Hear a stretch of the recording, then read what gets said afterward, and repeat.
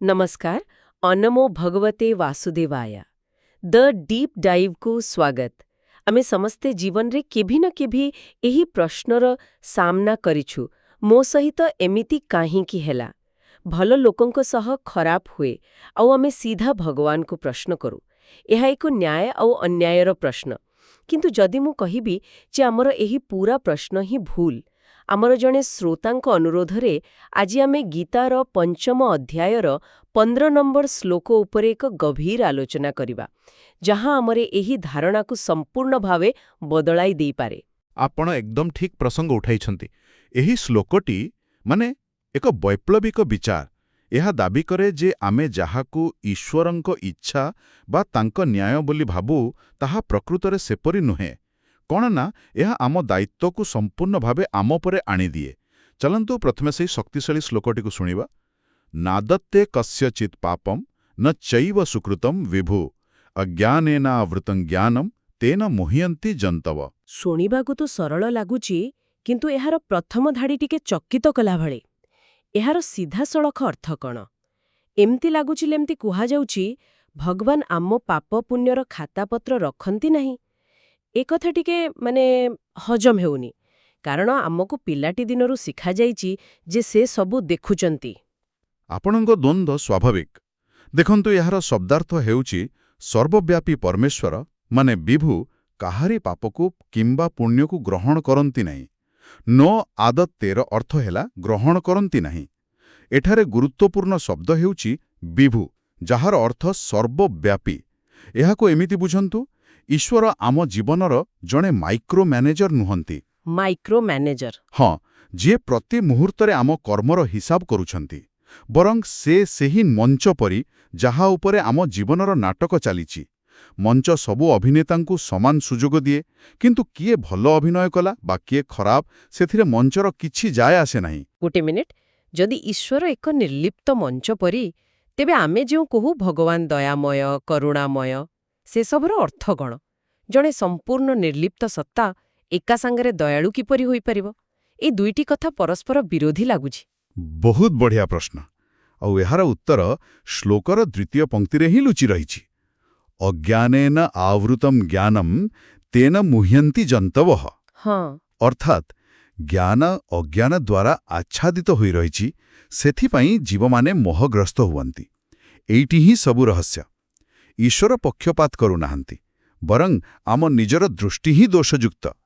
एहाकू सूर्य एवं मेघर उदाहरण रे बुझिहेब। अच्छा आकाशरे सूर्य सबुबेले प्रकाश देउछंती किंतु जेतेबेले कला बादल खंडे आसी जाए आमकू लागे सूर्य नाहांती बा अंधार होईगला। दोष कोन सूर्यंकर ना दोष तो बादलर। ठीक दोष आम आखि आगरे थिबा बादलर। बुझिली तेबे आपण कहउछंती जे आम भितरे ज्ञानर सूर्य अछि किंतु आमे निजे ही अज्ञानर बादल तयारी करी ताकू घोड़ाई देइछु। तेबे एही अज्ञान कण केवल बड़ बड़ दार्शनिक कथा ना यहाँ आम दैनंदिन जीवन सह भी जड़ित जेमिति मु जेतेबेले ट्राफिक रे फसी रागी जाए आउ अन्य ड्राइवर को गाली दिए ताहा भी कौन से अज्ञानर बादल। एकदम सेईटा ही तो प्रकृत अज्ञान। निजर प्रतिक्रिया पाई अन्य को दायी करिबा निज दुखर कारण बाहरे खोजिबा। देखंतु एही श्लोक अनुसारे मनीषर सबुठु बड़ भ्रम हेउची कारण को भूल जगारे खोजिबा। हाँ हाँ आमे भाबु जे आम सफलता पाई आमे दायी किंतु विफलता पाई भाग्य बा भगवान दायी। ठीक श्रीकृष्ण एठी कहउचंती जे सेही सिस्टम बा व्यवस्था संपूर्ण निरपेक्ष। जेमिति माध्याकर्षण शक्ति आपण छातुरु डेइले तळे पड़िबे एथिरे माध्याकर्षण शक्तिर कौनसी व्यक्तिगत राग नाही। सेटा तो गोटे नियम। हाँ यह केवल एक नियम कर्मर नियम ठीक सेही परी ईश्वर सेही नियमर संचालक। मन इच्छा परिवर्तनकारी नहंती एकदम ओके एहा एक बहुत बड़ कथा। ईश्वर जणे माइक्रो मैनेजर नहंती बरं एक कस्मिक ऑपरेटिंग सिस्टमर प्रशासक। जदि एहा सत तेबे आम शास्त्ररे थिबा कर्म धर्म भक्ति एसबुर महत्व कौन। जदि सबु किछि एक निरपेक्ष सिस्टम रे चलीछि तेबे एसबुर आवश्यकता कौन। एठी गीतार सौंदर्य ईश्वर सिस्टम को बदलांती नहीं କିନ୍ତୁ ସେ ଆମକୁ ସେହି ସିଷ୍ଟମକୁ ବ୍ୟବହାର କରିବାର ୟୁଜର ମ୍ୟାନ୍ୟୁଆଲ ଦେଇଛନ୍ତି। ୟୁଜର ମ୍ୟାନ୍ୟୁଆଲ? ହଁ, ସେହି ୟୁଜର ମ୍ୟାନ୍ୟୁଆଲ ହିଁ ହେଉଛି ଧର୍ମ। ଧର୍ମ ହେଉଛି ସେହି ପଥ ଯାହା ଆମକୁ ସିଷ୍ଟମର ନିୟମ ବୁଝିବାରେ ଓ ତା ସହ ତାଳ ମିଳାଇ ଚାଲିବାରେ ସାହାଯ୍ୟ କରେ। ଆଉ କର୍ମ ହେଉଛି ଆମର ଇନପୁଟ। ଆମେ ଯାହା କରୁ। ହଁ, ଆମେ ଯେଉଁଭଳି କର୍ମ କରିବା, ସିଷ୍ଟମ ସେହି ଅନୁସାରେ ଫଳ ବା ଆଉଟପୁଟ ଦେବ। ଏଥିରେ କୌଣସି ପକ୍ଷପାତ ନାହିଁ। ନିଆଁରେ ହାତ ଦେଲେ ପୋଡ଼ିବ, ଏହା ନିୟମ। ଏବେ ଆସିଲା ସବୁଠୁ ଗୁରୁତ୍ୱପୂର୍ଣ୍ଣ କଥା, ଭକ୍ତି। ହଁ, ଭକ୍ତି। ମୋର ବି ସେଇ ପ୍ରଶ୍ନ ଥିଲା। ଯଦି ପ୍ରାର୍ଥନା କରି ଈଶ୍ୱରଙ୍କୁ ନିୟମ ବଦଳାଇବା ପାଇଁ କୁହାଯାଇପାରିବ ନାହିଁ, ତେବେ ଭକ୍ତିର ଅର୍ଥ କ'ଣ? ଦେଖନ୍ତୁ, ଭକ୍ତିର ଅର୍ଥ ସିଷ୍ଟମକୁ ବଦଳାଇବା ପାଇଁ ଅନୁରୋଧ କରିବା ନୁହେଁ। ଭକ୍ତିର ଅର୍ଥ ନିଜକୁ ସିଷ୍ଟମ ସହିତ ଏପରି ଭାବେ ସମର୍ପଣ କରିଦେବା ଯେ ସିଷ୍ଟମର ଫଳାଫଳ ଆଉ ଆମକୁ ପ୍ରଭାବିତ କରିବା ନାହିଁ।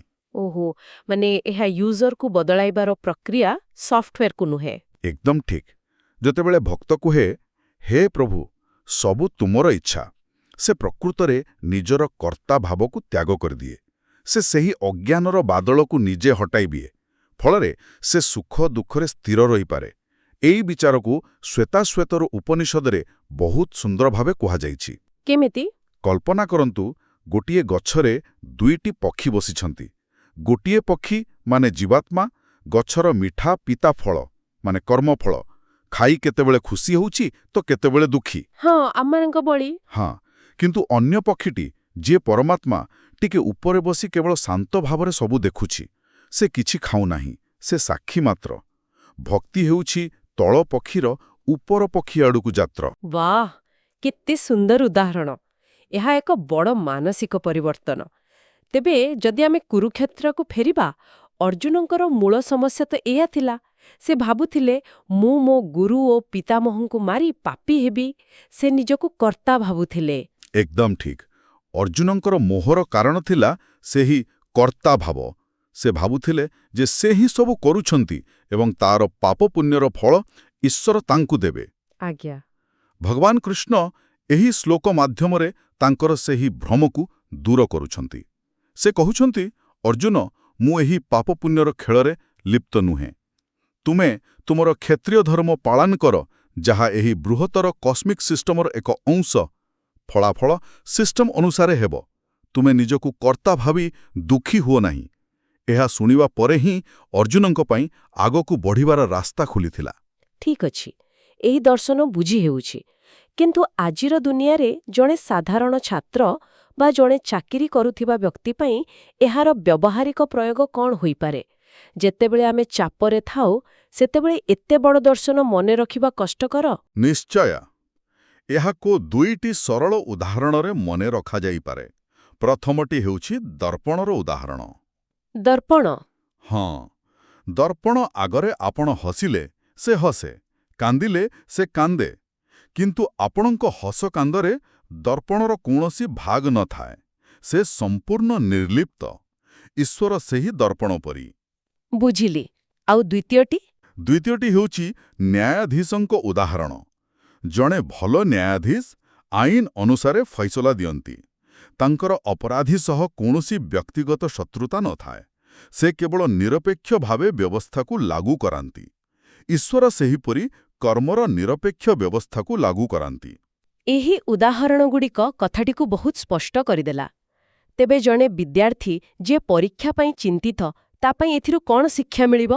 ବିଦ୍ୟାର୍ଥୀଙ୍କ ପାଇଁ ସନ୍ଦେଶ ହେଉଛି, ତୁମର ଧ୍ୟାନ ପ୍ରୋସେସ୍ ଉପରେ ରହିବା ଦରକାର, ରିଜଲ୍ଟ ଉପରେ ନୁହେଁ। ମାନେ ପରିଶ୍ରମ ଉପରେ। ହଁ, ପରୀକ୍ଷା ଏକ ସିଷ୍ଟମ। ତୁମର କାମ ହେଉଛି ପରିଶ୍ରମ କରିବା, ମାନେ ଇନପୁଟ ଦେବା। ଫଳାଫଳ ବା ଆଉଟପୁଟ ସେହି ଅନୁସାରେ ଆସିବ। ପରୀକ୍ଷକଙ୍କ ମୁଡ୍ ଖରାପ ଥିଲା କିମ୍ବା ଭଗବାନ ଚାହିଁଲେନି ବୋଲି ଭାବିବାଟା ହେଉଛି ଅଜ୍ଞାନ। ନିଜ ତ୍ରୁଟିକୁ ବିଶ୍ଳେଷଣ କର, ସିଷ୍ଟମକୁ ବୁଝ ଏବଂ ପୁଣି ଚେଷ୍ଟା କର। ଆଉ ଜଣେ ଗୃହସ୍ଥଙ୍କ ପାଇଁ? ସେହିପରି ଜଣେ ଗୃହସ୍ଥଙ୍କ ପାଇଁ ସନ୍ଦେଶ ହେଉଛି, ପରିବାରରେ ନିଜ କର୍ତ୍ତବ୍ୟକୁ ନିଷ୍ଠାର ସହ କର, କିନ୍ତୁ ଫଳାଫଳରେ ଆସକ୍ତ ହୁଅ ନାହିଁ। ତୁମେ ଆଶା କଲା ଭଳି ସମସ୍ତେ ବ୍ୟବହାର ନ କରିପାରନ୍ତି। ସେମାନଙ୍କର କର୍ମ ସେମାନଙ୍କର। ତୁମେ ନିଜ କର୍ମ ଉପରେ ଧ୍ୟାନ ଦେଇ ଶାନ୍ତ ରହିପାରିବ। ଏହାର ଅର୍ଥ ପ୍ରକୃତ ସ୍ୱାଧୀନତା ଭଗବାନଙ୍କୁ ଆମ ପାଇଁ ନିୟମ ବଦଳାଇବାକୁ କହିବାରେ ନାହିଁ, ବରଂ ନିୟମକୁ ଏତେ ଭଲ ଭାବେ ବୁଝିଯିବାରେ ଅଛି ଯେ ଆମେ ଜାଣିପାରିବା କେଉଁ ପରିସ୍ଥିତିରେ କିପରି କାର୍ଯ୍ୟ କରିବାକୁ ହେବ। ଏହା ତ ଦାୟିତ୍ୱରୁ ପଳାୟନ ନୁହେଁ, ବରଂ ପରମ ଦାୟିତ୍ୱବାନ ହେବା କଥା। ସମ୍ପୂର୍ଣ୍ଣ ଠିକ୍। ଏହା ହିଁ ଏହି ଶ୍ଲୋକର ଅନ୍ତିମ ସାରାଂଶ। ଆମେ ସ୍ୱଭାବତଃ ମୁକ୍ତ ଏବଂ ଶକ୍ତିଶାଳୀ, କିନ୍ତୁ ଆମେ ନିଜର ଅଜ୍ଞାନ ଯୋଗୁଁ ନିଜକୁ ଦୁର୍ବଳ ଓ ପରାଧୀନ ଭାବି ଦୁଃଖ ପାଉ। ମୁକ୍ତି ବାହାରେ କେଉଁଠି ନାହିଁ। ତାହା ଆମ ଭିତରେ ଅଛି। ତାହା ଆମ ଭିତରେ ଥିବା ଅଜ୍ଞାନର ଆବରଣକୁ ହଟାଇବାରେ ହିଁ ଅଛି। ଆମେ ଯେତେବେଳେ ବୁଝିଯିବା ଯେ ଆମେ ହିଁ ଆମ ଜୀବନର ସ୍ରଷ୍ଟା, ସେତେବେଳେ ଆମେ ଭଗବାନଙ୍କୁ ଦୋଷ ଦେବା ବନ୍ଦ କରିଦେବା ଆଉ ନିଜ ଜୀବନକୁ ସୁଧାରିବା ଆରମ୍ଭ କରିଦେବା। ଏହା ଏକ ଅତ୍ୟନ୍ତ ଶକ୍ତିଶାଳୀ ଆଲୋଚନା ଥିଲା। ତେବେ ଆମ ଶ୍ରୋତାମାନଙ୍କ ପାଇଁ ଏହି ସମ୍ପୂର୍ଣ୍ଣ ଆଲୋଚନାରୁ ମିଳୁଥିବା 3ଟି ମୁଖ୍ୟ ବିଚାର କ'ଣ ହେବ ସଂକ୍ଷେପରେ? ନିଶ୍ଚୟ। ମୁଖ୍ୟ 3ଟି ନିଷ୍କର୍ଷ ହେଲା, ପ୍ରଥମତଃ, ଈଶ୍ୱର ଜଣେ ମାଇକ୍ରୋ ମ୍ୟାନେଜର ନୁହନ୍ତି, ବରଂ ଏକ ନିରପେକ୍ଷ କସ୍ମିକ୍ ଅପରେଟିଂ ସିଷ୍ଟମର ପ୍ରଶାସକ। ସେ ଆମ ପାପ ପୁଣ୍ୟରେ ବ୍ୟକ୍ତିଗତ ଭାବେ ଲିପ୍ତ ନୁହନ୍ତି। ଠିକ୍। ଦ୍ୱିତୀୟତଃ, ଆମର ସମସ୍ତ ଦୁଃଖ, ବନ୍ଧନ ଓ ମୋହର କାରଣ ବାହ୍ୟ ପରିସ୍ଥିତି ନୁହେଁ, ବରଂ ଆମର ନିଜର ଅଜ୍ଞାନ, ଯାହା ଆମର ସ୍ୱାଭାବିକ ଜ୍ଞାନକୁ ଘୋଡ଼ାଇ ରଖିଛି। ବୁଝିଲେ। ଏବଂ ତୃତୀୟତଃ, ଆଧ୍ୟାତ୍ମିକତାର ପ୍ରକୃତ ଅର୍ଥ ହେଉଛି ନିଜର ଦାୟିତ୍ୱ ନିଜେ ନେବା। ୟୁଜର ଏରର ବା ଅଜ୍ଞାନକୁ ଠିକ୍ କରିବା, ସିଷ୍ଟମକୁ ଦୋଷ ଦେବା ନୁହେଁ। ଏହା ବାସ୍ତବରେ ଏକ ଗଭୀର ବିଚାର। ତେବେ ଆମ ଶ୍ରୋତାମାନଙ୍କ ପାଇଁ ଏକ ଅନ୍ତିମ ଚିନ୍ତା। ଆମେ ଆଲୋଚନାର ଆରମ୍ଭରେ ପ୍ରାର୍ଥନା ବିଷୟରେ କଥା ହେଉଥିଲେ। ଯଦି ପ୍ରାର୍ଥନା କରି ସିଷ୍ଟମର ନିୟମକୁ ବଦଳାଇବା ସମ୍ଭବ ନୁହେଁ, ତେବେ ପ୍ରାର୍ଥନାର ପ୍ରକୃତ ଉଦ୍ଦେଶ୍ୟ କ'ଣ? ହୁଏତ ଏହା ଈଶ୍ୱରଙ୍କର ମନ ବଦଳାଇବା ପାଇଁ ନୁହେଁ, ବରଂ ଆମ ନିଜ ମନକୁ ଶାନ୍ତ, ସମର୍ପିତ ଓ ସ୍ଥିର କରିବା ପାଇଁ ଉଦ୍ଦିଷ୍ଟ। ଏହା ଉପରେ ଚିନ୍ତା କରିବା ପାଇଁ ଏକ ସୁଯୋଗ। ଆଜିର ଏହି ଆଧ୍ୟାତ୍ମିକ ଆଲୋଚନା ସମସ୍ତଙ୍କୁ ନିଶ୍ଚୟ ଆତ୍ମଚିନ୍ତନ ପାଇଁ ପ୍ରେରଣା ଦେଇଥିବ। ଯଦି ଆମର ଏହି ପ୍ରୟାସ ଭଲ ଲାଗିଲା, ତେବେ ଏହାକୁ ଲାଇକ୍ କରନ୍ତୁ ଏବଂ ଅନ୍ୟମାନଙ୍କ ସହ ସେୟାର କରନ୍ତୁ, ଯାହାଦ୍ୱାରା ଏହି ଜ୍ଞାନ ସମସ୍ତଙ୍କ ପାଖରେ ପହଞ୍ଚିପାରିବ। ଭଗବାନ ଶ୍ରୀକୃଷ୍ଣଙ୍କ କୃପା ସମସ୍ତଙ୍କ ଉପରେ ରହୁ। କମେଣ୍ଟ ବକ୍ସରେ ଓମ୍ ନମୋ ଭଗବତେ ବାସୁଦେବାୟ କିମ୍ବା ଜୟ ଜଗନ୍ନାଥ ଲେଖି ନିଜର ଶ୍ରଦ୍ଧା ବ୍ୟକ୍ତ କରିପାରିବେ। ଆଗାମୀ ଆଲୋଚନାରେ ଆମେ ଆଉ ଏକ ମହତ୍ତ୍ୱପୂର୍ଣ୍ଣ ଶ୍ଲୋକ ଉପରେ ଆଲୋଚନା କରିବା। ସେ ପର୍ଯ୍ୟନ୍ତ ନମସ୍କାର। ଆପଣ ଶୁଣୁଛନ୍ତି ରେଡିଓ ତୋଷାଳୀ, ଆମ ମାଟିର ସ୍ୱର।